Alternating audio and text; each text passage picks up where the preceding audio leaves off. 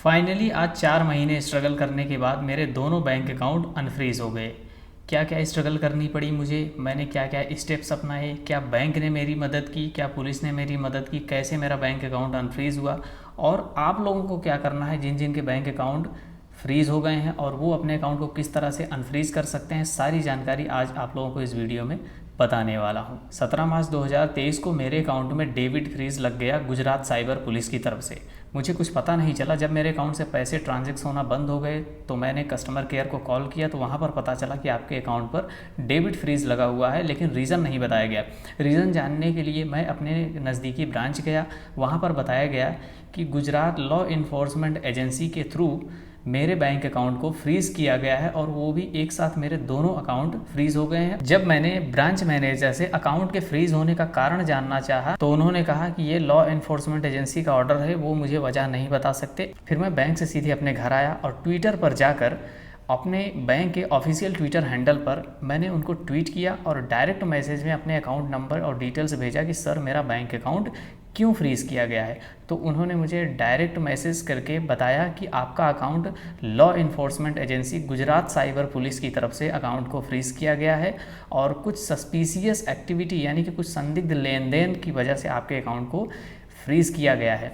अब इसके बाद मैंने जो नंबर मुझे बैंक की तरफ से प्रोवाइड किया गया था उस नंबर पर मैंने जब कांटेक्ट किया तो वहाँ के इंस्पेक्टर से बात हुई जो कि इसके इन्वेस्टिगेशन ऑफिसर थे। उन्होंने बताया कि आपके अकाउंट में एक 6,000 रुपये का ट्रांजैक्शन आया हुआ है जिस पर कंप्लेंट आई हुई है।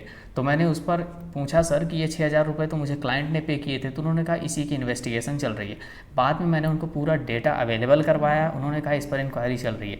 लगभग 2 से 3 महीने इंक्वायरी चली। इसके बाद 7 जून को गुजरात साइबर की पुलिस की तरफ से मुझे नोटिफिकेशन मिला कि जो अकाउंट पर कंप्लेंट थी वो क्लियर हो गया है, और आपके अकाउंट को अनफ्रीज करने के अभिप्राय को हम आपके बैंक को मेल कर रहे हैं। और उन्होंने मेल करके मुझे एक रिसिप्ट व्हाट्सएप पे भेजी। लेकिन इसके बाद भी मेरा बैंक अकाउंट अनफ्रीज नहीं हुआ। मैं उनसे लगातार कांटेक्ट करता रहा, वो लगातार मेल भेजते रहे, लेकिन मेरा अकाउंट अनफ्रीज नहीं होता रहा। तो मुझे लगा कि हो सकता है नहीं होगा। फिर गुजरात साइबर पुलिस के इन्वेस्टिगेशन ऑफिसर ने मुझे कहा कि आप अपने ब्रांच जाइए और वहाँ पर ब्रांच मैनेजर की ईमेल आईडी लाके हमें दीजिए, हम उस पर डायरेक्ट मेल उनको भेजें। फिर मैं ब्रांच गया, वहाँ पर लिखित में एप्लीकेशन दी, अपने डॉक्यूमेंट्स आधार और पैन सबमिट किए। इसके बाद मुझे email ID milli.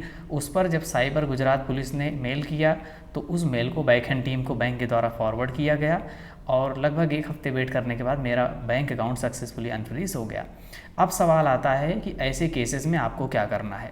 First of all आपको पहले बैंक जाना है, वहाँ पर रीज़न पता लगाने हैं। अगर आपकी बैंक आपको ये बता देती है कि किस साइबर पुलिस या किस एजेंसी ने आपके बैंक अकाउंट को फ्रीज़ किया है और वजह भी बता देती है तो वेल एंड गुड। और अगर नहीं बताती है तो आपको सीधे घर आना है, अपने फ़ोन में ट्विटर इंस्टॉल करना है और ट्विटर पर जाकर अपने बैंक के ऑफिशियल ट्विटर हैंडल पर उनको ट्वीट करना है और अपने अकाउंट की डिटेल उनको पर्सनल मैसेज में देनी है। याद रहे आपको पब्लिक ट्वीट में अपने बैंक अकाउंट नंबर या कोई भी कॉन्फिडेंशियल डिटेल को मेंशन नहीं करना है, जो भी रहेगी मैसेज में भेजना है।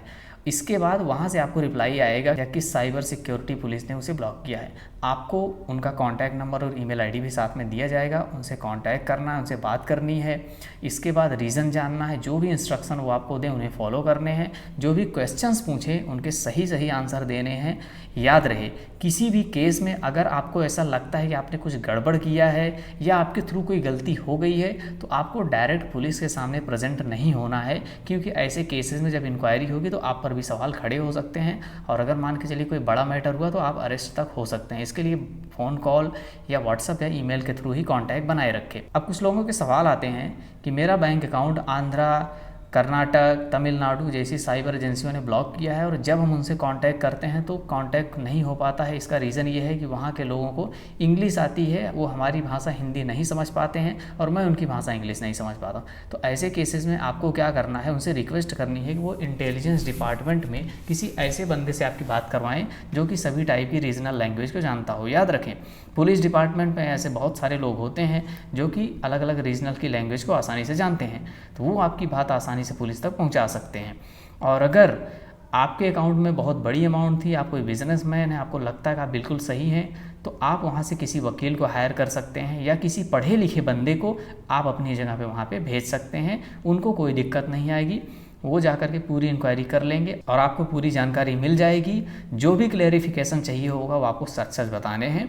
एक बात मैं आपको फिर रिपीट करना चाहूँगा कि अगर आपने सच में कुछ गलत काम किया है तो आपको फिर पुलिस के सामने नहीं जाना है। कोशिश कीजिए कि आपका बैंक अकाउंट अनफ्रीज हो जाए, और अगर कोई गलत ट्रांजैक्शन आपके अकाउंट में आया हुआ है तो लिखित में उसे लौटाने का एप्लीकेशन दीजिए। उसके बाद चांसेस बनते हैं कि आपके अकाउंट अनफ्रीज हो जाएगा। कुछ लोग ये कहते हैं कि सर हमें ये भी पता चल गया है कि किस साइबर पुलिस या एजेंसी ने हमारे अकाउंट को फ्रीज किया है, लेकिन जब उनको मेल कर रहे हैं 10-10, 12-12 बार मेल कर लिया लेकिन कोई रिप्लाई नहीं दिए, कॉल पे भी कोई ढंग का जवाब नहीं देते। तो ऐसे केसेस में आप किसी एडवोकेट को हायर कीजिए या फिर कोशिश कीजिए किसी ऐसे इंटेलिजेंस बंदे को आप वहाँ पर डायरेक्ट भेजिए ताकि वो सारी जानकारी निकाल सके और आपके लिए हेल्प कर सके। और कभी कभी ऐसा होता है कि उनकी तरफ से कोई रिस्पांस नहीं मिलता है तो आप कांटेक्ट कीजिए अपने बैंक के रिलेशनशिप ऑफिसर से या मैनेजर से कि वो आपकी तरफ से सिफारिश करें।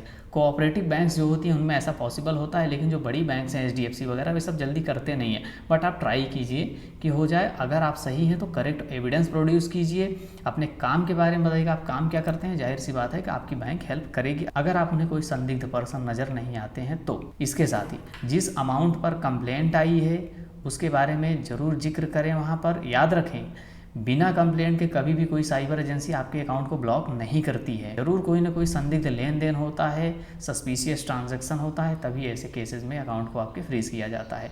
तो ऐसे कुछ तरीके हैं जिनको आप अपना करके अपने बैंक अकाउंट को अनफ्रीज़ करवा सकते हैं। और अगर आपको लगता है कि आप बिल्कुल 101% सही हैं, कोई गलती नहीं किया, तो आप डायरेक्ट पुलिस के पास जा सकते हैं, कोई इशू नहीं है। और नहीं जा सकते तो आप किसी एडवोकेट को हायर कर सकते हैं। अब कुछ लोगों के मन में सवाल आता है कि अगर हम इसको ऐसे ही छोड़ दें, अपने अकाउंट को अनफ्रीज ना करवाएं तो चलेगा?